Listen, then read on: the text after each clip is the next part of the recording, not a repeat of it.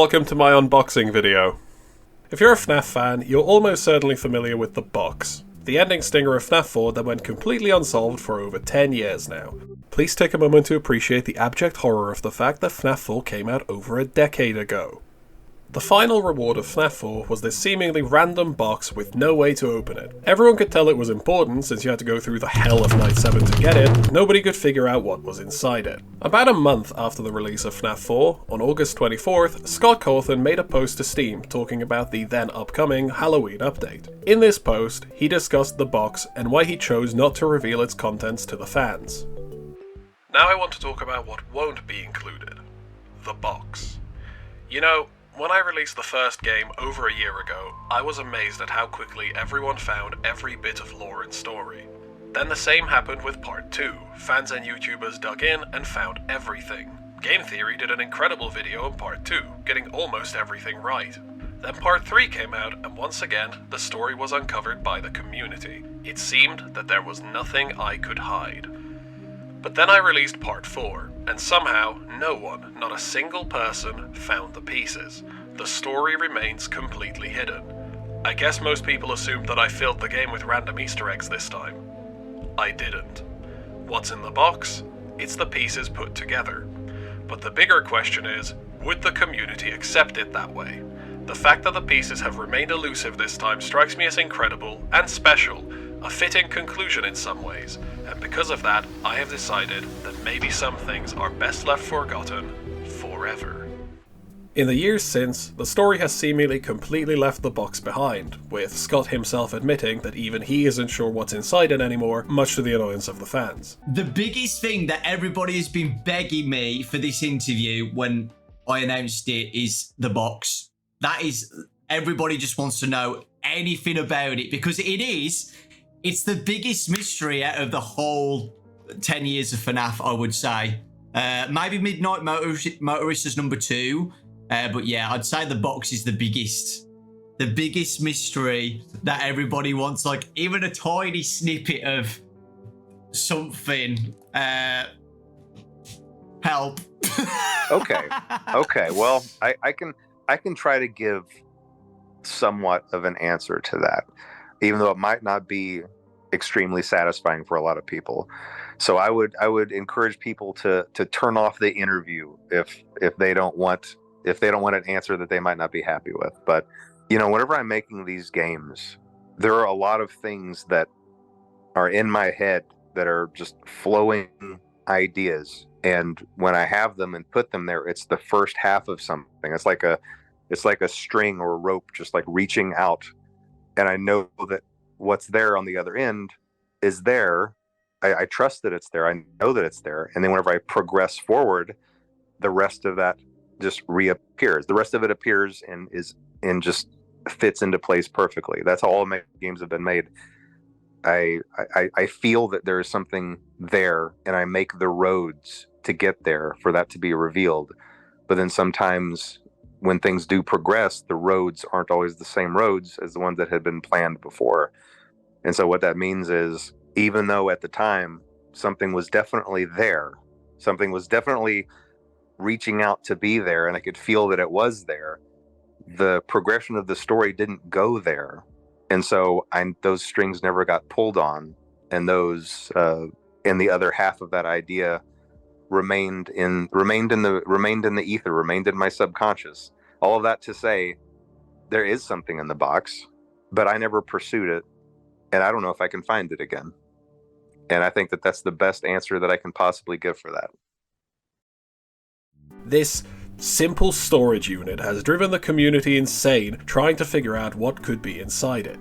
I and many others have spent countless hours attempting to pry this godforsaken chest open to no avail, and it seemed like no one would ever figure out what Scott had hidden inside it.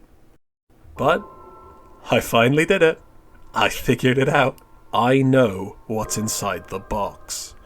I know that's a bold claim to make, but I am genuinely that confident in my answer, and hopefully by the end of this, I'll have made a compelling case for the contents of this compelling case. Now, to make this clear, I only really care about what was inside the box at the time of FNAF 4's release. If you don't know what I mean by that, during his first interview with Dorco, Scott said that MatPat was right to propose that the contents of the box have changed over time. So now, 2 years, 3 games, and 4 books later, I think I'm finally ready to break open the locks and reveal what was supposed to be in this thing versus what actually was in the thing. Because I have reason to believe that the contents of the box have changed 3 separate times. And that now, in the wake of FNAF 6, Scott has already shown us what is inside the box. You know, obviously, I watch all the game theory videos, you know, and you know, me and MatPat have sometimes had an antagonistic relationship back and forth. You know, I inconvenience him with my games, and sometimes he inconveniences me with his theories. You know, but it's all in good fun. You know, but I'll tell you, he did a video on that box, and he kind of said that he thinks the contents of the box changed over the years. You know, and I bet nobody gave that a whole lot of thought, but I saw that and I was like, he's absolutely right. He's absolutely right. The contents of that box have changed over the years because, you know, it's for that very reason. It's because, you know, of what I was intending the game to be when it happened, and then after the reaction of it, I was like, I need to craft this into something better for the people who see this as important, and that kind of indirectly does change the contents of the box, you know, because it changes the contents of everything that came before. So I just thought that was an interesting observation on his part. This makes sense, since Sister Location seems to change the context surrounding 4 entirely. So if the contents of the box represent the story of 4, then changing the context necessarily changes what the box contains. However, by this point, the box plotline has been abandoned almost entirely, and the box has fallen out of relevance. Just stick the Fredbear plush and the remote in the box, or the private room keypad, or Circus Baby, who cares, case closed. No, what I wanted to know was what was inside the box when FNAF 4 was first released. When the box mattered. Speaking for myself, the line that has driven me mad from Scott's post is when he said, "What's in the box? It's the pieces put together," due to what this line implies. It was supposed to be solvable.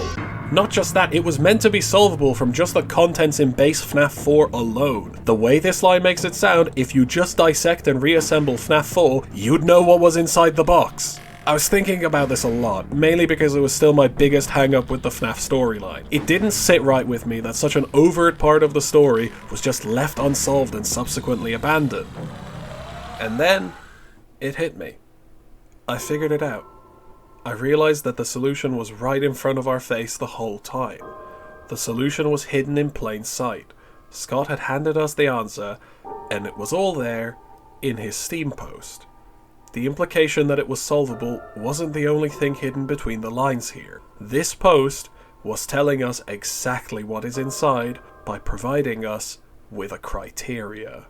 So with that in mind, let's read Scott's post again and extract the criteria from it. Now I want to talk about what won't be included. The box. He's addressing the box directly. Labeling this feels a bit redundant, but you know, just so it's clear, everything he's about to say is relevant to the box. You know, when I released the first game over a year ago, I was amazed at how quickly everyone found every bit of lore and story. Then the same happened with Part 2. Fans and YouTubers dug in and found everything. Game Theory did an incredible video on Part 2, getting almost everything right. Then Part 3 came out, and once again, the story was uncovered by the community. It seemed that there was nothing I could hide. Here he talks about how the fans solved the other 3 games really quickly. This might just seem like nostalgic reminiscing to a year ago, but remember, this is relevant to the box. Why would he bring our attention to our past theorizing efforts while discussing the big mystery of FNAF 4? Because the same methods hold true. He's encouraging us to apply the same type of investigation to 4 as we did for 1, 2, and 3. But then I released Part 4, and somehow no one, not a single person, found the pieces. Nobody found the answer. I'll get more into this when we talk about, you know, but it's important to keep this in mind. At the time of this post being written, nobody was right.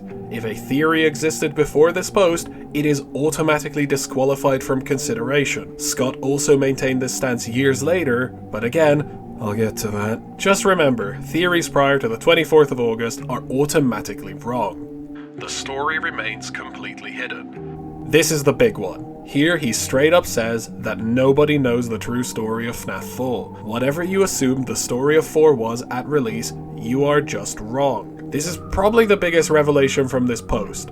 The common understanding of FNAF 4 is just flat out incorrect. Whatever is in the box would have revealed this and changed our collective understanding of FNAF 4's story. I guess most people assumed that I filled the game with random Easter eggs this time. I didn't. The random Easter eggs are the key to figuring out what's in the box. That's just straight up what he's saying here. What's in the box? It's the pieces put together.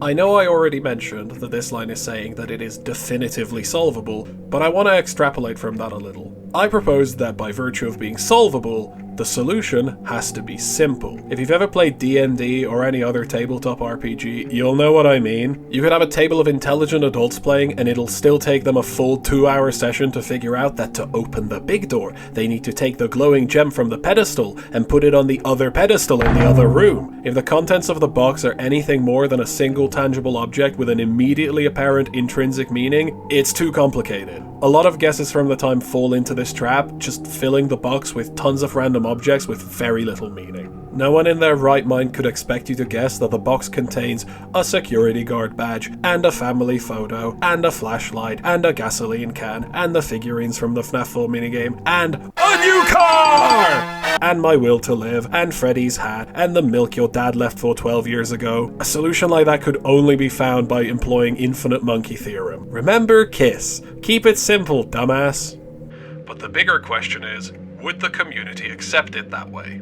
Oh boy, this one. You probably know why this specific line fills me with dread, but again, we will get to that. This was most people's takeaway from the post, and it is a vital clue. The contents of the box are controversial. If the box was opened, the story would have taken a divisive turn. The fact that the pieces have remained elusive this time strikes me as incredible and special, a fitting conclusion in some ways, and because of that, I have decided that maybe some things are best left forgotten forever. This is a callback to the line that appears above the box. Perhaps some things are best left forgotten for now, and thus it reveals our final clue. The contents of the box are painful. Whatever is inside the box is something that someone would rather forget. And so, we have our 7-part criteria for figuring out the contents of the box. 1. The solution can be found using tried and true methods. 2. All theories from before the post are invalid. 3. The contents of the box fundamentally change the story of 4 as we know it. 4. The seemingly random Easter eggs are the key to figuring out the solution. 5. It's solvable from the contents in base FNAF 4 alone, and therefore, it has to be simple. 6. The contents of the box are controversial. And finally, 7. The contents of the box are painful. Now, some people may think, Nick, you're reading too much into a Steam post.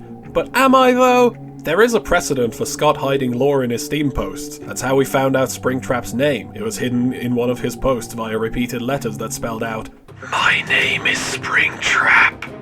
And he even brings our attention to how we solved the lore in the past in this very post. So I think reading into it like this is valid. Now we have a criteria for finding the contents of the box. We just have to find something that fits. But before we get on to doing that, we gotta address the elephant in the room. And I ain't talking about my good friend Orville. Before we move on, we have to talk about Dream. Yeah, that. MatPat's infamous Dream Theory. For some reason there is still a sizable chunk of the fandom that insists that Dream Theory was canon and Scott changed it due to the backlash against it. I'll be absolutely frank with you. Dream Theory was never canon. It literally doesn't make sense. So just in case there are any Dream Theory truthers in the crowd tonight, let's go through everything wrong with Dream Theory so we can finally move past it already.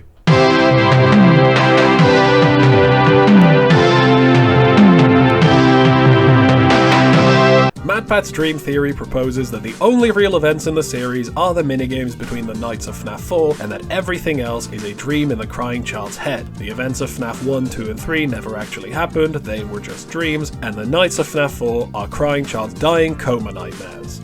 Okay, side tangent. I don't want to have to keep calling him Crying Child or CC. So, we're going to call him Dave, because that's his name. I'm not going to pretend the survival logbook wasn't solved. His name is Dave. Go watch Hyperdroid's video about it. It's really good. For the rest of this video, I will be calling him Dave, because that is his name. Thank you for your understanding. Back to the problems with Dream Theory.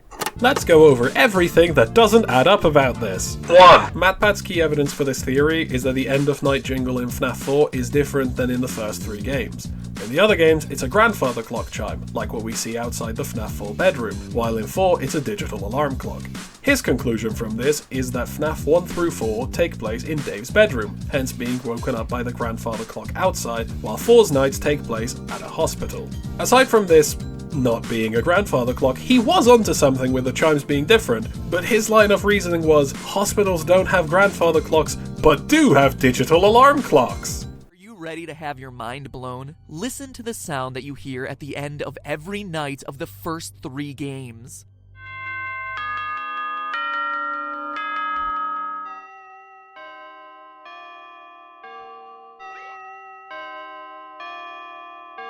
A grandfather clock, chiming the same song every time. Why would the end of my shift in an office be signaled by a grandfather clock chime? It wouldn't, unless I was asleep, dreaming in my house with a grandfather clock right outside my room, just like the layout of the crying child's house we see in the FNAF 4 minigames. 6 o'clock a.m., time to get up. But now let's look at FNAF 4. How does each night end there? A beeping alarm clock. Why? Because we're no longer in the crying child's house. We're in a hospital, trying to recover from being bitten. Hence the pills, IV, and flower Easter eggs. No hospital has a grandfather clock, but they're all equipped with a generic digital alarm clock. This, to me, was the missing link, the piece of evidence that took this theory from convenient explanation for a lot of the game's weirdness to definitive proof that this is what Scott intended. Which... What? This is really weak evidence. As many medical professionals pointed out in his comments, hospitals don't have alarm clocks. Generally, the ICU doesn't make their comatose child patients wake up at 6 a.m. because that would be mental. I genuinely have no idea where he got this from, and much less why he seems to think this was one of the best aha moments from his entire theorizing career. To me, one of the best is the clue that we missed in FNAF 4, which is the grandfather clock reveal. I think that's awesome. It's also one of those things too where like we try to avoid dream theory, coma theory, and time travel stuff just because it's so ridiculous and easy to layer on so many of the times, and it feels cheap. And so when we do it, it's only because it feels right. Like, it feels like that is the right direction to go, which is why the FNAF 4 Dream Theory, that's one that I'm like, this is just it. This was intended. Like, sorry. Look, genuinely, I like MatPat. I'm not trying to shit on him. Without him, I wouldn't have even gotten into FNAF, but seriously, like, what was this theory? 2. If Dream Theory is canon, please explain Happiest Day to me. It seems pretty clear from the layout of both minigames that Happiest Day is meant to be an inverse of the Fredbear Bite incident, making the goal of the minigame to give Dave the birthday he was robbed of, setting his soul free. We all agree on this, right? Right. Okay, so please explain how Dave's soul can be set free if he's not dead yet. If 3 takes place in his dreams pre-amateur lobotomy, how does he free his own soul before he even gets bitten? 3. How do you put Dream Theory in a box?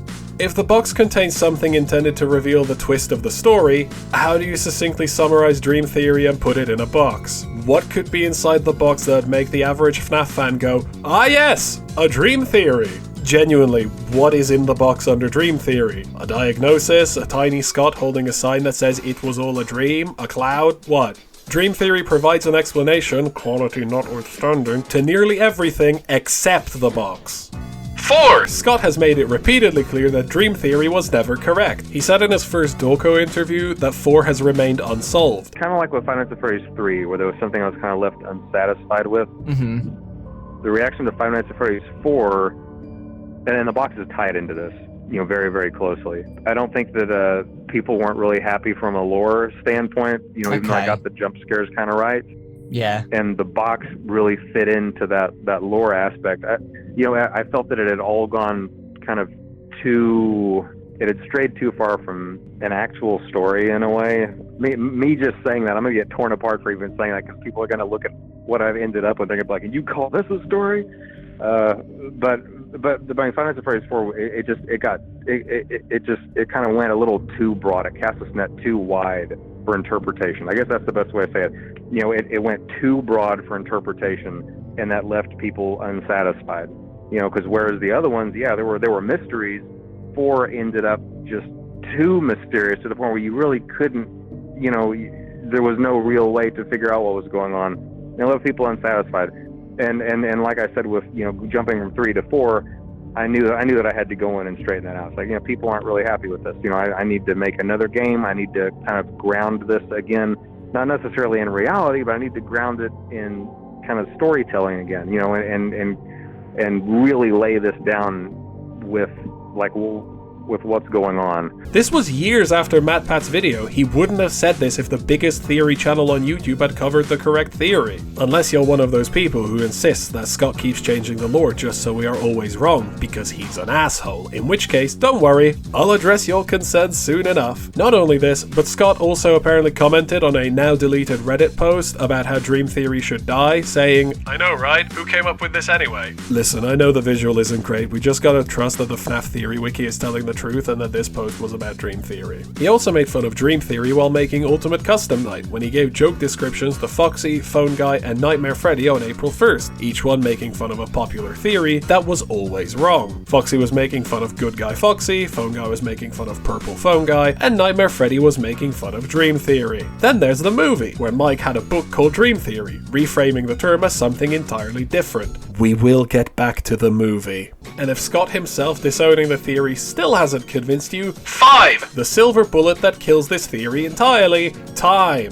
So you know how I said that any theory that existed before Scott's post is automatically disqualified because he said that by then no one has solved it? Well, I just so happen to know how to search Google for results between specific date ranges. So all we gotta do is search FNAF Dream Theory, specify the date range between July 23rd, 2015 and August 24th, 2015, hit send, and wow, would you look at that! FNAF 4 is a coma-induced nightmare. So this theory does just definitively predate Scott's post and is therefore dead as hell. MatPat even mentions that there were earlier versions of the theory in his video. He brought up how people reacted negatively to those earlier iterations and used that as evidence that it was correct, relating it to when Scott asked, would the fans accept it that way, and just ignoring how in the same post he said that all prior FNAF 4 theories were wrong. I hope this is a sufficient amount of evidence for why I think Dream Theory just might be a little bit wrong. It's filled with holes much in the same way that the ocean is filled with microplastics. Now that we've put that to rest, let's get back to figuring out what is actually going on in FNAF 4 and how it ties into the box.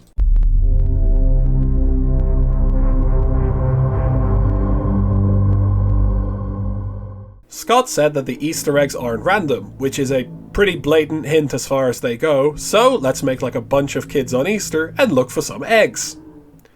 I could go for a Kinder Egg. Probably the most famous Easter egg in FNAF 4 is found on the TV. During the Night 3 minigame, once you get to Dave's house, you can turn on the TV to see it displaying the title Fredbear and Friends, along with the copyright date of 1983, followed by images of Fredbear alongside the usual quartet of animatronics. Many people take this to mean that this minigame takes place in 1983, and I agree. It'd be kind of a dick move to show us a date on screen if it's not accurate in the least bit. Somewhat unrelated to this theory, but I want to bring it up anyway, this also seems to support my hypothesis that the restaurant we see during these minigames isn't Fredbear's Family Diner, but rather a Freddy Fazbear's Pizza location that still happens to use the Fredbear characters. That's not like super relevant, but I just wanted to mention that I don't think this is Fredbear's for a number of reasons.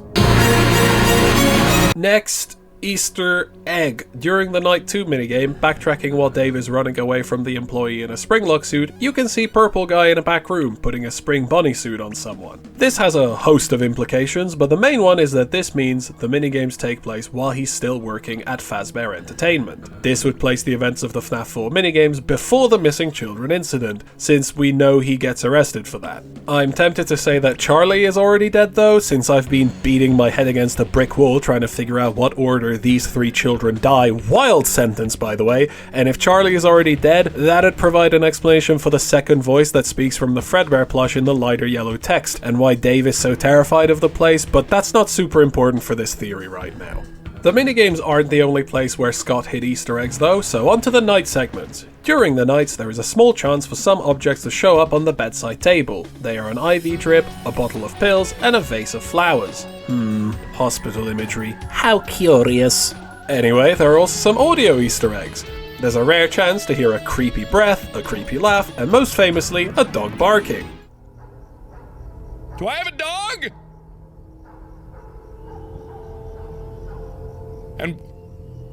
And why is dog no come protect me? And then there's the most important one. On rare occasions, you can hear a radio playing in the distance.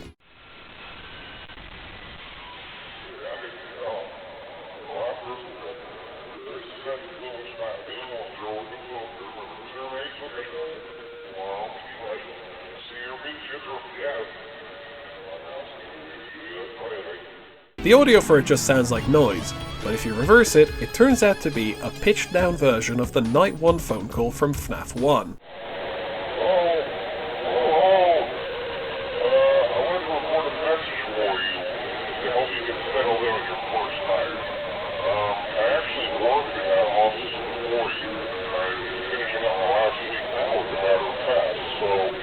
Many people write this off as Scott just reusing audio with no meaning, but remember, the Easter eggs aren't random. He deliberately hid the Night 1 phone call in this game. The call that mentions the bite of 87. It was the bite of 87. Yeah. It's amazing that the human body can live without the frontal lobe, you know? Scott wouldn't leave us hanging though, as he decided to crash the GT Live FNAF Theory stream and give us more clues that would infuriate and confuse fans forever. The first of his magical hints was, in the FNAF 4 minigame, why would the tiny toy Chica be missing its beak? I think you could use that phrase to trigger a panic attack in FNAF fans. During the aforementioned Night 3 minigame, you can go to an optional area where a girl is playing with her toys of the Freddy's characters. One of them is Chica, and she happens to be missing her beak, which is lying next to her on the floor. This seems to be a very direct reference to Toy Chica from FNAF 2. Smash, next question. She iconically loses her beak when she leaves the stage, and there really wasn't an explanation for why that happens. I'll be real with you, I kinda don't know what the deal is with the Toy Chica figurine's beak. I guess it's telling us that the FNAF 2 designs already exist as of 1983, and also the mangle in the bedroom adds to that. I honestly don't get this clue at all. His second hint was, what is seen in the shadows is easily misunderstood in the mind of a child. Which feels like the most substantial clue, but also is super vague. It could be referring to the shadows of the animatronics seen in the minigames, which are purple, acting as a potential explanation for the Shadow animatronics, Shadow Freddy, and RWQFSFASXC, both of whom have been portrayed as purple. I was always off-put by the idea that they're meant to be the shadows of the Springlock animatronics, or like Springlock failure victims, because looks exactly like Toy Bonnie, but then there is this Toy Bonnie looking Spring Bonnie head in the parts and service room, which may have even served as an inspiration for Glitch Trap's design, so maybe? Alternatively, what other context could there be for this line? We know Dave has a reason to be scared. His plush even says, "Remember what you saw. You know what happens if he catches you." What if he saw what William did? What if he saw Charlie die? Why does no one believe him? What would William say to dismiss his child's fears to other people? What is seen in the shadows is easily misunderstood in the mind of a child. The final clue we received on that fateful day was 4 games, 1 story. I think most people read this and went, yeah, no shit. It is good to have confirmation that the games do in fact have an overarching narrative through line between them. It'd be extremely troubling if they didn't. That would be all if not for a potential 4th comment. MatPat noticed a message from Scott in chat asking the question, Here we go. Scott Cawthon, have you thought of who the security guard is? And it's interesting because before all the technical difficulties, one of the things that I wanted to toss out to everyone, because it is one of the final biggest questions of the franchise.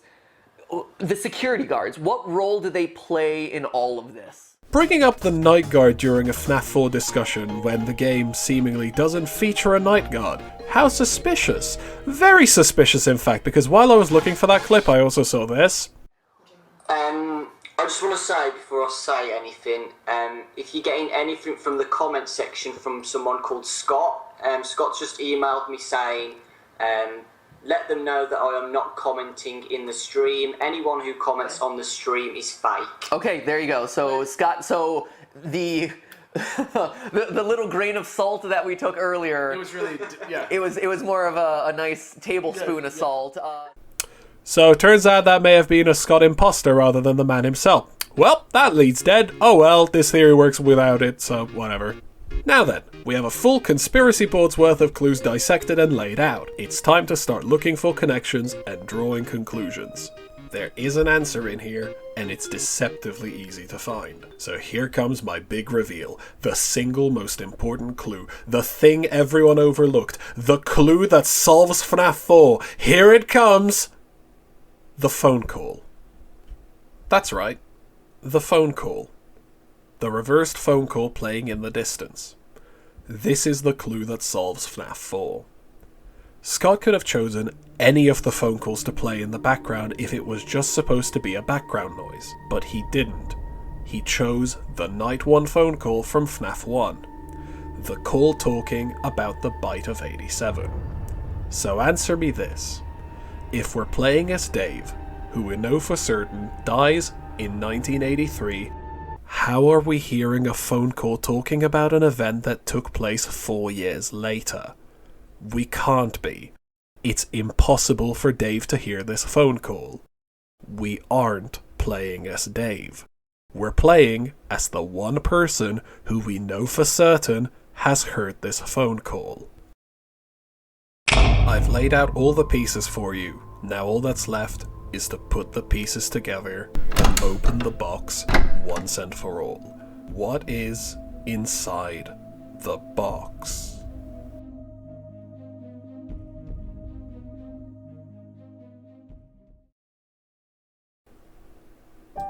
The Foxy mask. Because we're playing as the brother. We're playing as Mike. This is my theory for what is inside the box, what was always supposed to be inside the box all along. The Foxy mask that is synonymous with Dave's older brother, the object that represents him. All the clues point to the fact that we cannot be playing as Dave. He's already dead. We hear him flatline during the Night 6 cutscene. FNAF 4 is about Mike enduring nightmares about what he did to his brother. That's why the end of night jingle is different, because unlike the other 3 games where the jingle represents a shift being complete, in FNAF 4, the alarm is just that, an alarm, to wake Mike up in the morning. Why is he eye level with the doorknobs? Because he's dreaming about Dave. His nightmares might be from Dave's point of view. The nightmares act very similar to their FNAF 1 counterparts because Mike has already worked there, hence the phone call repeating in his dream. But the nightmares don't just represent the animatronics he saw at Freddy's. They're Mike and his friends. The masks match up, and Foxy even makes the same noise in the closet that Mike makes during the minigames when jumping out at Dave. That's why no FNAF 2 animatronics are present, despite Mike working there too under the alias Fritz Smith. Fredbear is here for obvious reasons, covered in mouth imagery, because Mike shoved Dave's head into his mouth and gave him DIY brain surgery. That's why we see those Easter eggs by the bed. The IV, a memory of Dave's death at the hospital. The pills, reality leaking in. Mike puts himself to sleep with pills to try and uncover his own sins. Most interesting is the vase. At first I thought it was just to reinforce the hospital imagery, but then I had a thought, hey, don't flowers have, like, meanings? The vase specifically features tulips. Pink and white tulips. And only pink and white tulips. So I looked up if those have specific meanings. According to bloomandwild.com, pink tulips are known for meaning affection, caring, good wishes, and love, although not as deep or passionate love as red tulips represent. Pink tulips are great to send to friends and family members to show them you care. So pink tulips represent family. Cool! What about white tulips? White tulips have a meaning of forgiveness, respect, purity, and honor. So if you need to apologize to someone, tulips are ideal. So family and forgiveness. We literally have "I'm sorry, brother" spelled out in flowers. I lost my shit at the next bit. Apparently, according to superstition, if you dream about white tulips, it can mean you're about to embark on a new journey and a fresh start in life. They even have a specific meaning if they show up in your dreams. I just... Remember Scott's infamous one retcon post? You know, this one, where he said that he uses new releases to clarify his intentions when people misinterpret something in the last game? The current misconception he mentions was Mic Trap, by the way. That was the misconception from Sister Location that he planned to clear up in the then upcoming Pizzeria Simulator. He even says here that Sister Location exists to clarify something from 4. What's the first thing you see when you start Sister Location? Please enter your name as seen above the keypad. This cannot be changed later, so please be careful. Yeah, that's pretty blatant. Even supplemental material supports this conclusion. Remember the survival logbook, where they make sure you know that Mike writes in red pen on page 1? That's why he drew Nightmare Fredbear in response to the question about recent dreams, because he's seen the nightmares. They're from inside his head. You know how Matthew Lillard said that the point of the movies is to fill in the gaps of the lore? And then do you want to explore William Afton's relationship with his daughter more in the future? For me, the only thing I want to explore are the things that make sense for the fan base, for Scott, for the storytelling. I mean, frankly, our job in that movie is to deliver lore, right? So much of the game is like fans have for so long filled in the blanks. And our job is to fill in where we can and what Scott and Emma thinks appropriate. So for me, only thing I care about is that we're doing something that the fans want, that they'll be excited to see.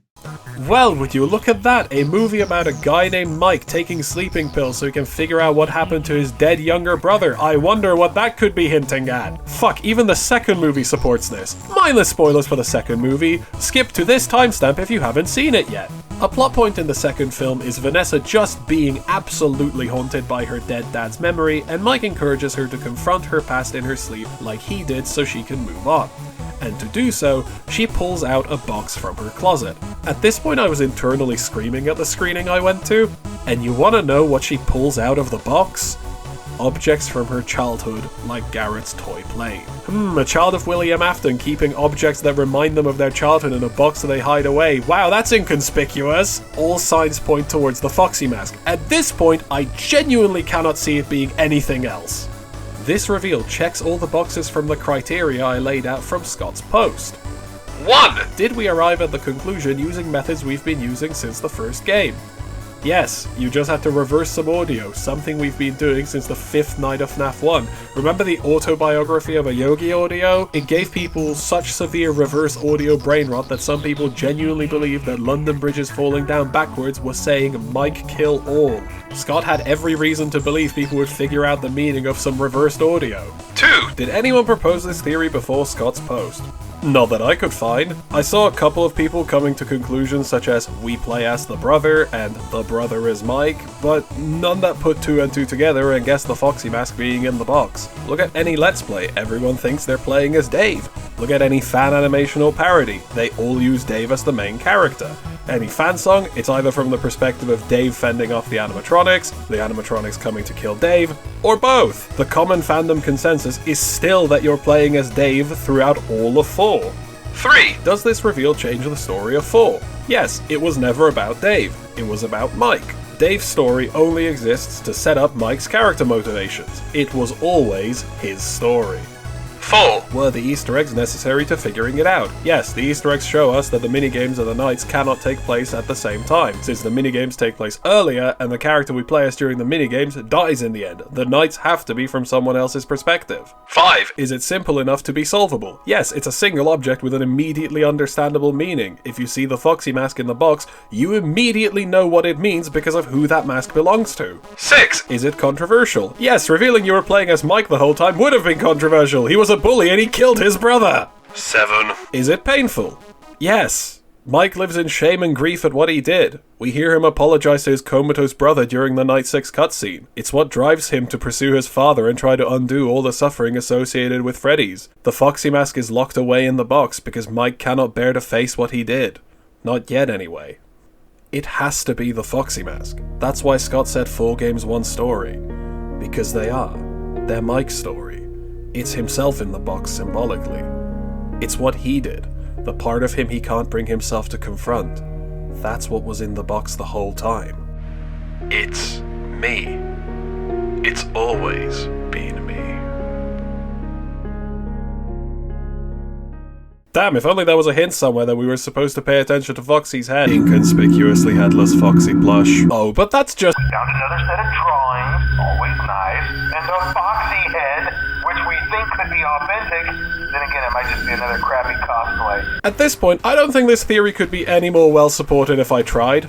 Keep in mind, Scott said that he had vague ideas up to FNAF 5 by the time he was working on 2, so the idea that 4's twist was planned by the time he made 3 isn't entirely out of the question. About Five Nights at Freddy's 2, how did you get the idea for, changing the mechanics up a little bit? So the masks and the vents, watching the puppet.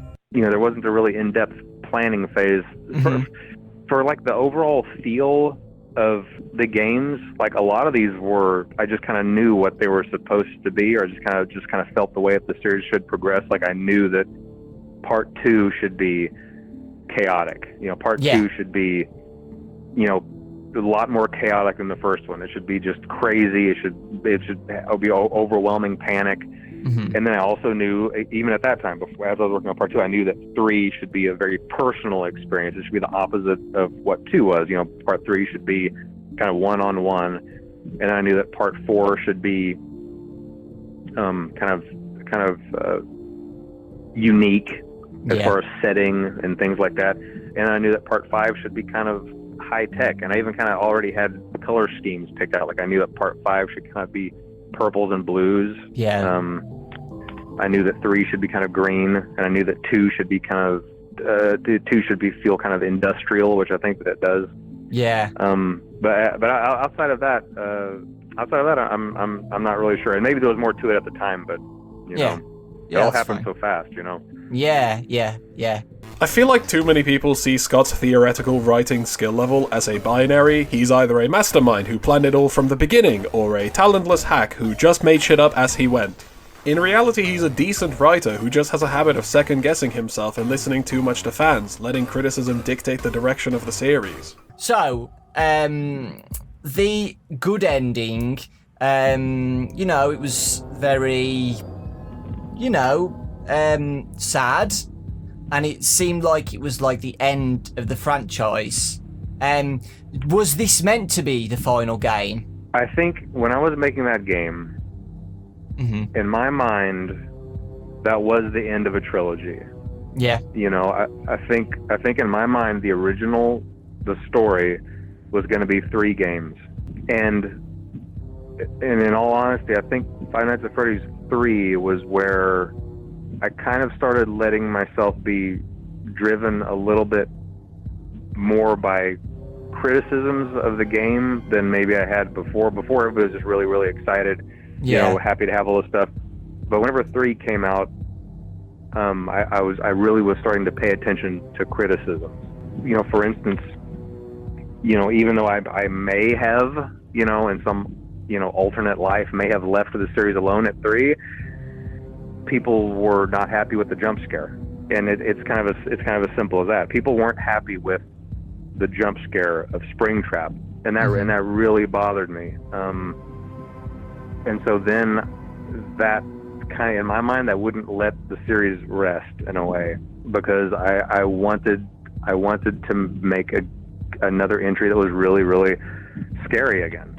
And I think I accomplished that with Five Nights at Freddy's 4. Really focusing on really cool, really quick, unexpected jump scares that would kind of make you jerk. So honestly, the series kind of was nudged forward by me wanting to improve upon the last entry.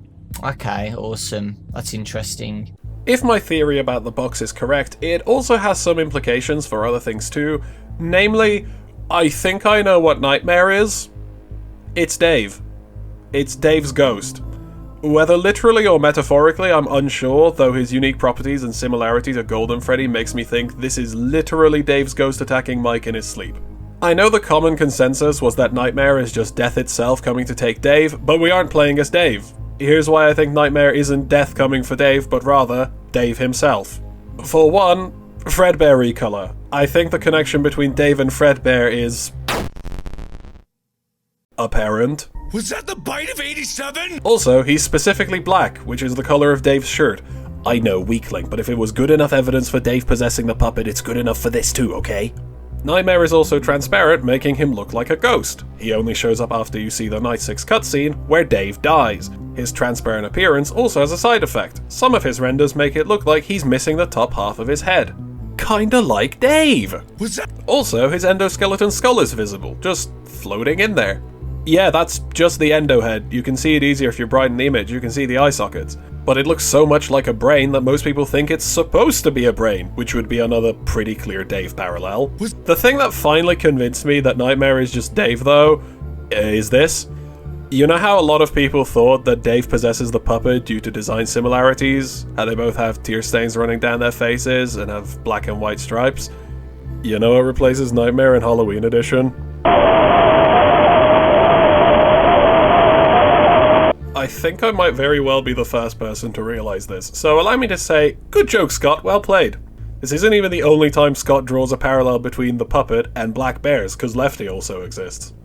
I also want to note that the game files refer to Night 7, the night where Nightmare is introduced, as Shadow Freddy. So if Nightmare is Dave, does that mean that Shadow Freddy is always Dave? Is Shadow Freddy just Dave's ghost manifesting itself outside the Golden Freddy suit that he normally shares with Cassidy? I'm not entirely confident in this assertion, but that could provide a pretty convenient explanation for Shadow Freddy, why he looks like Golden Freddy, and why he behaves the way he does. In FNAF 2, he manifests in parts and service, and just stares at you. Unlike who crashes your game, Shadow Freddy just doesn't. It's a common misconception that he crashes your game too, but no. In FNAF 3, he leads the animatronics to Afton so their souls can be unbound from their suits, and outside of that, he only shows up in the office as a harmless Easter egg. I'm a firm you play as Mike in FNAF 3 believer, so if Shadow Freddy is Dave, him occasionally appearing by Mike's side is kinda sweet.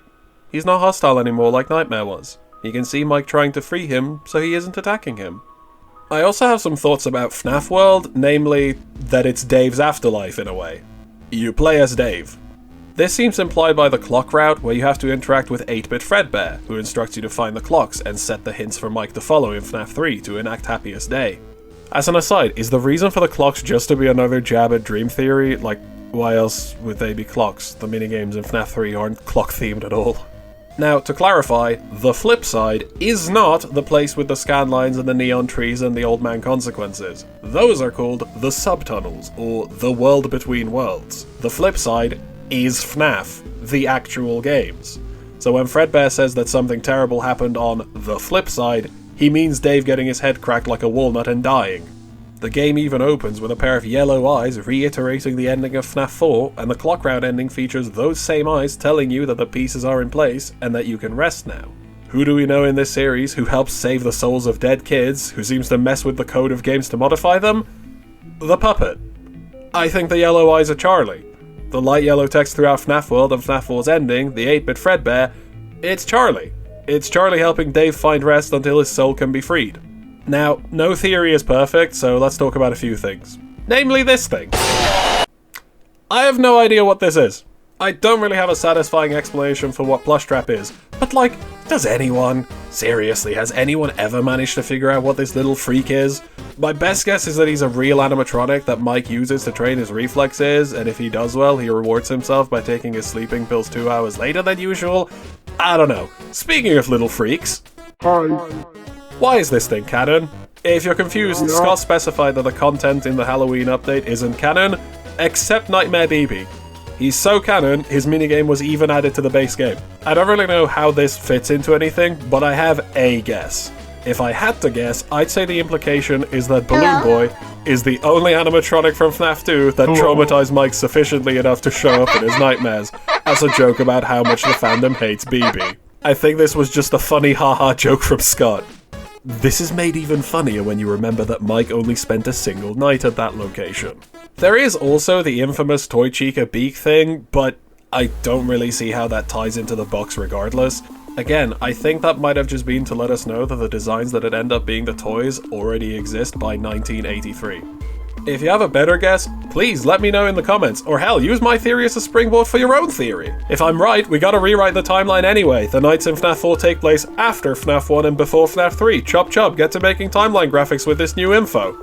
Regardless of these details, I genuinely think my answer is correct. It's the single most narratively satisfying explanation I have seen for what was in the box. Which brings me on to an important question. How did it take this long? How come no one, not a single person, thought about this? I bet someone is watching this thinking, it was that simple? And yeah, that's how I felt when I realized it too. I was pacing up and down my living room when the answer hit me out of nowhere, like divine inspiration. And all it took was to look at FNAF 4 as a narrative, which is what it is. So why didn't anybody? Like I said, there are too many people who assume Scott changes the lore whenever someone figures it out to keep us wrong, because they just have no faith in Scott as a writer. Okay, real talk, seeing this tweet be posted shortly after I had this realization about the box was fucking hilarious. Like, you really used the worst possible example that fully proves that you are, in fact, illiterate, huh? Amazing.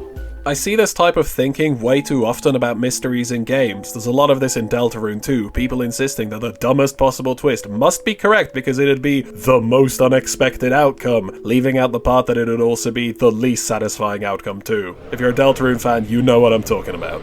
Too many people look at FNAF 4 not as a narrative, but as a malicious trick, and at Scott not as a storyteller, but as an asshole whose only goal is to make sure that you are wrong. But no. Genuinely, this was a good twist with narrative setup that everyone happened to miss because they didn't give Scott enough credit as a writer. So for that, I'm sorry, Scott. I'm sorry this response is so late. I'm sorry that no one gave you enough credit to trust that you wouldn't stoop to a "it was just a dream" twist. Granted, you did say that we're playing as a child in the Steam page, and I mean we kind of are, but still kind of a dick move. Words cannot express how insane it is that no one realized that the solution to the puzzle was hidden in the background sounds in a game about listening to quiet audio cues. The entire gameplay loop of 4 is listening. How did no one get this? Seriously though, can we appreciate this? Scott actually crafted a really good twist and everyone missed it because they assumed he was going for low-hanging fruit when the solution was integrated into the gameplay loop of the game perfectly. I also just want to point out that MatBat was right on the cusp of figuring it all out, and didn't. Multiple times. Real talk, you have no idea how frustrating it is to watch him almost realize the truth twice, only to get distracted by wrong theories both times. Just watch these clips with me and suffer. So scientifically speaking, there is no single way the main character of FNAF 4 can be the bite of 87 victim, like Scott seems to have indicated. Sure, the game could be about another kid, I guess, but that would be lame. No, this game is meant to be about the victim of the bite of 87. The poor kid who wasn't just attacked at the restaurant, but continues to be tortured through nightmarish visions, dreams, coma-induced hallucinations, whatever. Aggravating. Because it is one of the final biggest questions of the franchise. The security guards, what role do they play in all of this, right? Because, you know, we're very familiar at this point with the names of Mike Schmidt and Jeremy Fitzgerald and Fritz Smith, thank you. Fritz Smith, the nameless person from FNAF 3. Yeah. You know, and this is a theory that that crossed my head at one point, but I never really revisited or got back to. Is there a possibility that the brother from FNAF 4 could be all of those characters? Is there some likelihood that one of the characters that we're seeing in FNAF 4, I would assume it would have to be the brother, is it possible that that is the same guy across all those games? Infuriating. Again, I love you, MatPat. I wouldn't be here writing this without you, but man, that's painful. In conclusion, I think I've made a compelling case for why the box contains Mike's Foxy mask. At this point, I'm absolutely certain that my theory is right. But still, feel free to come to your own conclusions too. Use my theory as a starting point, or hell, respond with a counter theory of your own. If you can debunk my theory, I'd be genuinely amazed. At any rate, I will rest happily knowing that I've, most likely, solved this decade-long mystery. And hey, now I can finally move on to figuring out where Sis location goes in the timeline. Oh joy. Well, if I ever manage to do that, I'll make a video about that too. But for now, I think I've talked enough. Thank you for your time, hope you enjoyed the theory, and I'll see you whenever. Bye!